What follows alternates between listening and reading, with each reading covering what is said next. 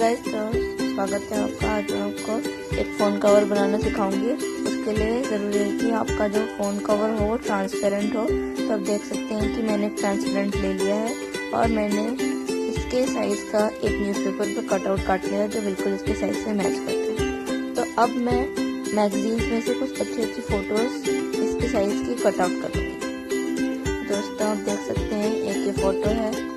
मैं इसको इसके साइज का कट आउट कर लूँगी इस पे। और दोस्तों, एक ये फोटो है, ये काफ़ी सुंदर फोटो है, इसका भी मैं कट आउट कर लूँगी। दोस्तों, एक ये वाली फोटो है, एक ये है दोस्तों फोटो जो मैंने मैगजीन में से ली है। दोस्तों, ये भी एक फोटो है।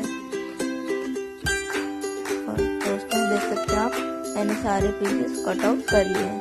देख सकते हैं 1 2 3 4 5 6 7 पीसेस, 7 टाइप के आपके पास कवर हो जाएंगे फ़ोन कवर। आप चाहो तो रोज़ बदल सकते हैं, मंडे टू संडे।